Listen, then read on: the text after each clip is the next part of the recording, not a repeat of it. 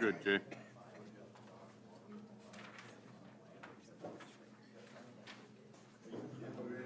Yep, we're ready. All right, let's call this meeting to order. Roll call, please. Genslinger, Here. Jerza, Larson, Here. Osterloo, Here. Penny, Schmitz, Sonny, Here. Dosher. We have a quorum. All right, thank you. Declaration of conflicts of interest. A proposed agenda has been provided before us in the packet of information that we're supposed to take a look and discuss today. Anybody have a conflict of interest? Okay, so number 11, I was hired by Larry Jersa to develop these designs and put these pretty pictures together in your packet. That is the end of my contractual relationship with this project, so I'm asking the rest of the board if that is a conflict of interest or not. Personally, I don't see it as long as you're not working with them anymore. Don, is that an accurate statement? Yes.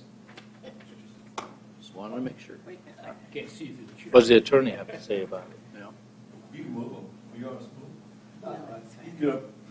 Good. Justin, you have So, yeah, I just, this is the first I'm hearing about it, but it doesn't sound like it should be a conflict from a legal perspective, so unless the board views it as one, probably okay to proceed. I think your cleanest way to do it would be someone to motion that it's not a conflict, a second, and then vote on it just so that it's in the record as that way. Did I hear that as a motion? I'll make that motion. I'll second it. Moved and seconded that we declare that we do not have a conflict of interest here. Discussion on the motion. Hearing none, I assume you're ready to vote. Roll call, please. Genslinger, So do I have to say yes, because otherwise we won't have a quorum, right? Pretty much. Yes. uh, You're catching on to this. Osterloo, Well, if I say, yeah, I'll say yes. Sonny, Yes. Larson. Yes. Okay, motion carried. All right, let's go on to the next item. The agenda, as I mentioned earlier, has been handed out to us in the packet. Are there any conflicts of interest on the agenda? And we've decided there are not. So we are at the point where we need to approve that agenda. So moved. Second. Moved and seconded that the agenda be approved as presented. Discussion on the motion. Hearing none, I assume you're ready to vote. Mark, let's go roll call again, please. Osterloo, Yes. Sonny, Yes. Genslinger, Yes. Larson. Yes. Motion carried. All right, approval of the minutes of the 7th. That was a very short meeting that we had to discuss the Indoor crop rock. yeah, the property thing that that the city council needed to look at. I didn't see anything in that myself that warranted any changes or corrections. Do I hear a motion to approve? So moved. Second. Moved and seconded that the minutes be approved as presented. Discussion. Hearing none, I assume you're ready to vote. All in favor, say aye. Aye. Opposed, same sign. Motion carried. Next meeting should be the 28th at noon. Do I Set hear a the date. motion for the blanket? Set the date. Second. 28th.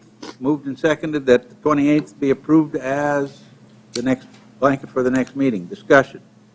Hearing none, I assume you're ready to vote. All in favor, say aye. Aye. Opposed, same sign. Motion carries. Next item on the agenda, Josh and Joni Rasmussen at 322 South Wisconsin have applied for a variance for a minimum front yard setback of 8 feet versus 25 and a side corner yard setback of 16 versus 20 to construct a wraparound porch and move the existing front door from the southwest corner of the house to the south side located at 322 South Wisconsin Street, legally described as lots 7 and 8 of Block 12, Railroad Edition, City of Mitchell, Davidson County, South Dakota. Said real property is zoned single-family residence R2. I'll tell you what, I drove by that thing this morning, just a little while ago, and it looks to me like the building probably never did meet the setbacks as required. No. So notices were sent out to the neighbors, published in the paper. We had 5 responses in favor of the variance. As you can see from the picture on the screen right now, their doors on the southwest corner. They're proposing to move it to the south side and put a 6-foot porch on the south. You're right, Jay. The front never probably was in conformance. The side probably was because it's at 20 feet, so the side corner would be in conformance there. The applicants are here if you have any questions for them at all. So it sounds like they're just putting a porch out there. I don't believe, are you siding it in or just? No, just open through. Yeah. And it doesn't look like it would affect the site triangle on the corner. Nope, it'll be outside the site. So that's an older neighborhood, lots of 50-foot lots in it, lots of stuff that was built long before zoning was put in, as my feeling anyway, from just driving down through it today. What's your feeling, folks? Do you have any questions for these folks, or Mark's given us a pretty good explanation of what they're planning, and I don't see him coming to the podium to discount his theories. And Is the porch covered or just a kind of a deck? Covered. Okay. just kind of an open front porch type of deal. Yeah.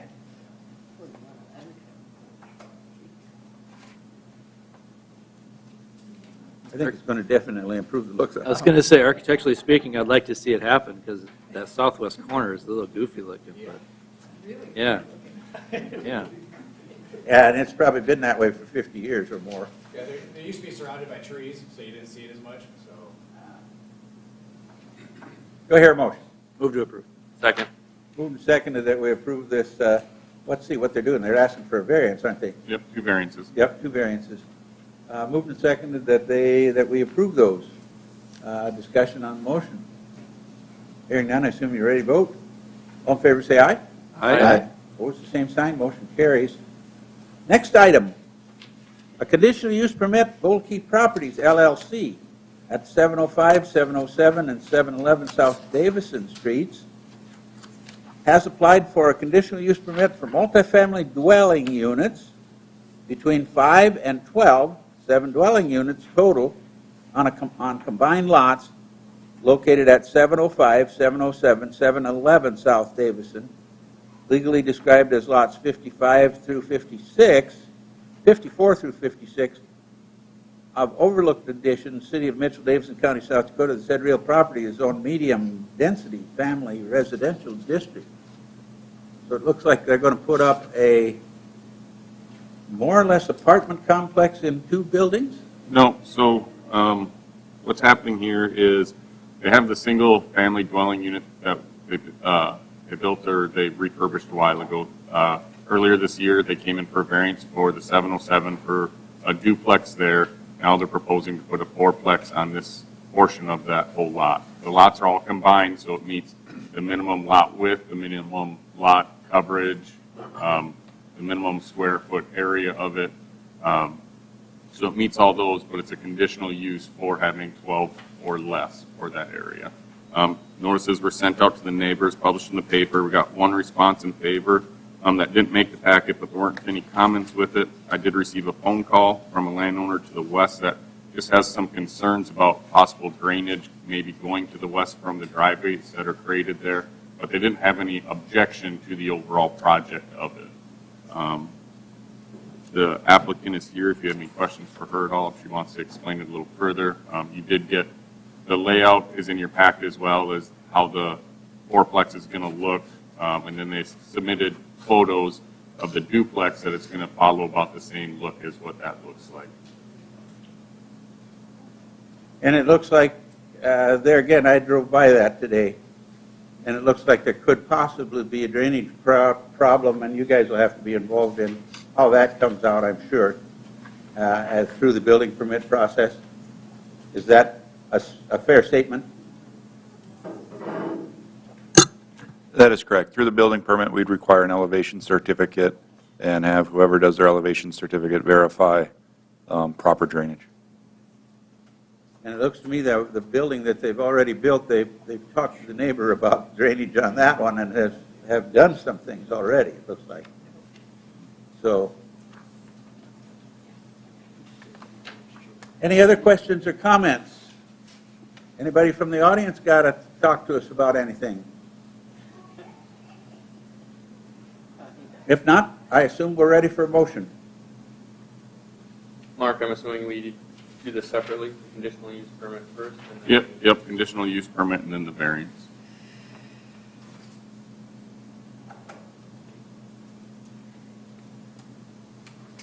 I'll make the motion to approve it. Conditional use permit? Yes, that's what we're on. Yep. Do I hear a second? I'll second. Moved and seconded that we approve the conditional use permit. Discussion on the motion. Hearing no discussion on the motion, we are ready for a roll call vote. Bart, please.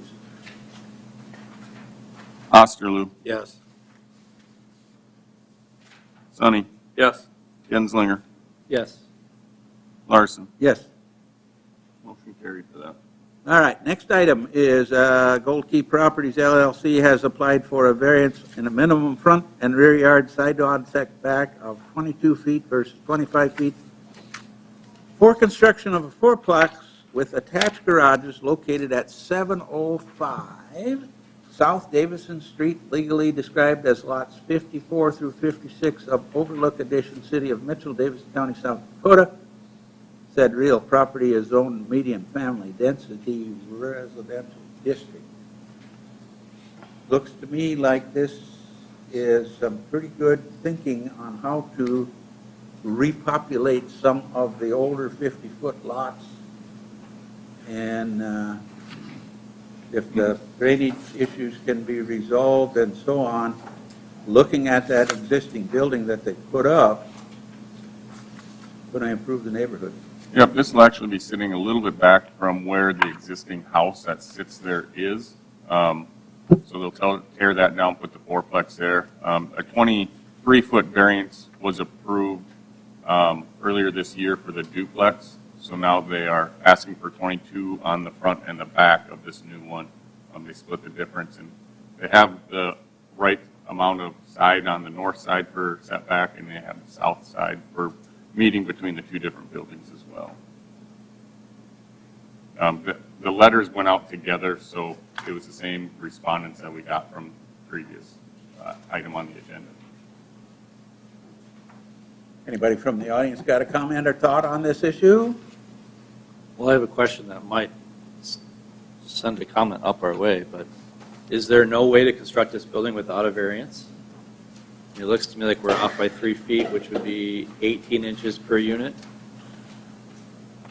It'd be, so it's 3 foot front, 3 foot back, so it'd be Oh, 6 it's feet 3 total. feet, so it's 6 feet 6 total? foot total, yep. Yep, You it's look gonna, at and the- you're talking a fourplex here, so Yeah. that's That's going a little- to squeeze that's it a little pretty tight. different. Yep, here's the layout of that. Yeah. Yep. So their main room in the building is 24 feet deep by whatever that width is. About 20 feet, I believe, is what it comes out to, 22 feet.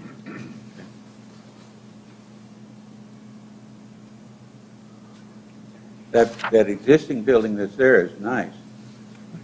The duplex to the south? Yep, Yes. yep, that's a nice building.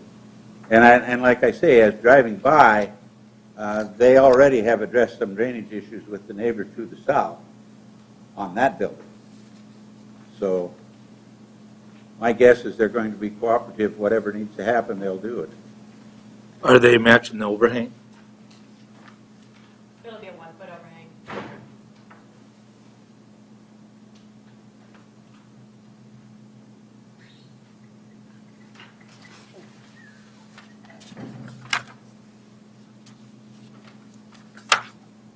Hearing no further discussion, we are ready for a motion.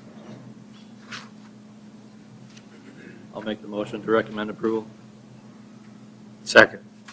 Moved and seconded that we recommend approval. Discussion. Hearing none, I assume you're ready to vote. Let's go roll call again, please. Sonny, Yes. Osterloo, Yes. Genslinger, Yes. Larson, Yep. motion carried. All right, next item. Hearing and recommendation on ordinance amending 10-9B3 Woodland Heights Plan Development District.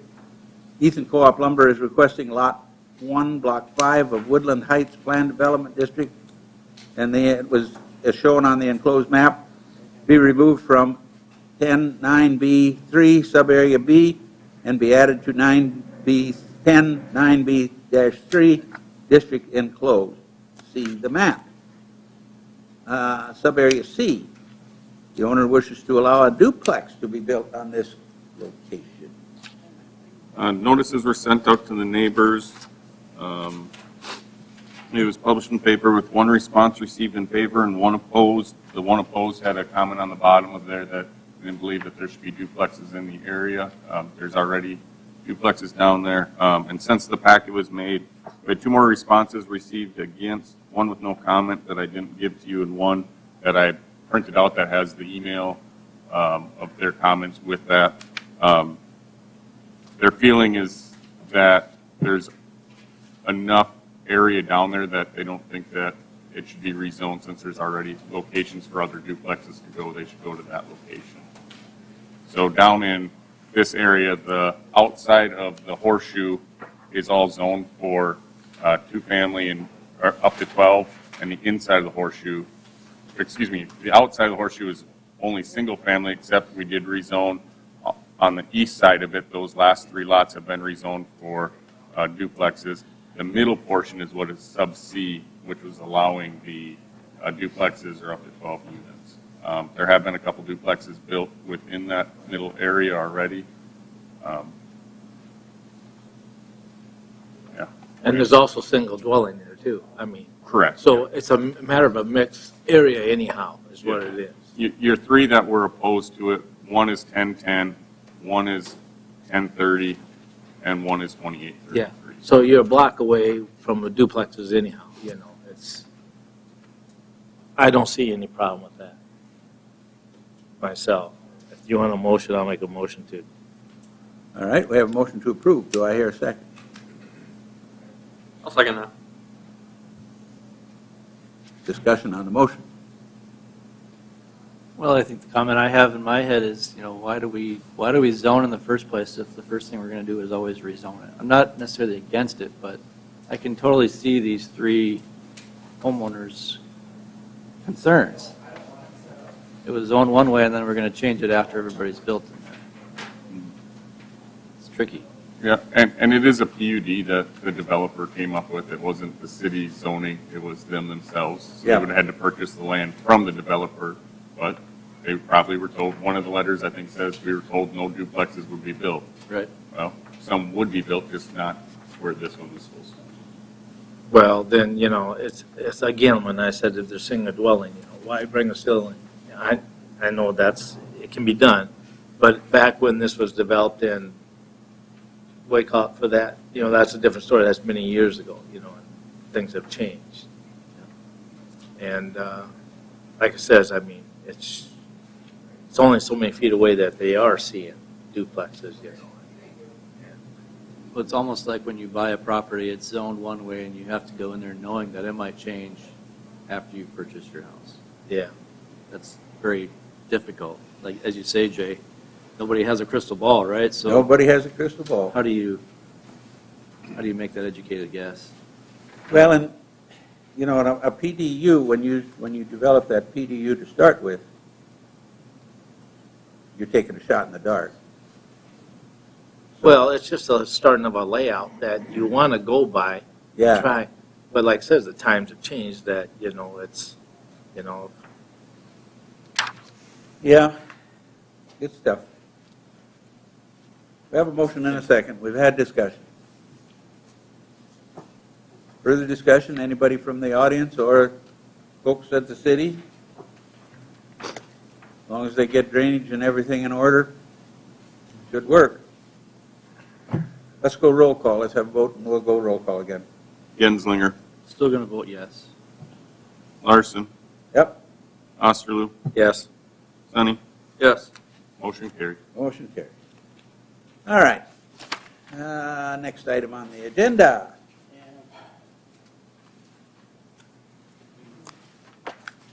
Plan approval, western building parking, northwest corner of 3rd and Main. Don Dahl on behalf of John, okay. John Adamo, Adamo. okay, is proposing a parking facility located at the northwest corner of 3rd and Main. The property is zoned high central business. Talk to us about what you're proposing there, please. Well, we've, State your name first so people online can. okay, my name is Don Dahl. We've been doing the project there at the Western Building, and our vision is that at this time, when everything's all said and done, we'll probably have about 60 apartments there on that intersection. And in order to keep 60 cars off the street, not clogging up downtown Mitchell, this lot would be the perfect idea to provide parking for the residents there that we're going to be bringing into the downtown area. Our hopes were to be able to make it all inclusive so that it kind of mirrors the Main Street work that's going on, so that everything looks conducive and all coherent. This will all be private parking. Yes, it will be private parking. Yeah. Part of the purpose. Questions? I do have one question. Do you plan on utilizing the alley for those parking stalls on the west, or will you come in from the parking lot? In my discussions with Terry, we've gone over that, and that would be, seeing as how the alley is so narrow, that we would enter those stalls from the inside and stay out of that alley area. I know it kind of brings our approach to the 3rd Avenue side, but then again, you know, we're adding 57 parking spaces and keeping those people off the street, so I think that would probably be a good trade-off. Is it the private parking, or is it going to be signed for private parking? Yeah, we would have to put up signage there for private parking, and then all our tenants would have a tag or a sticker on their car that we would know who was there. You're not planning to gate it with a key code? No, I would not gate it, no, Okay. no.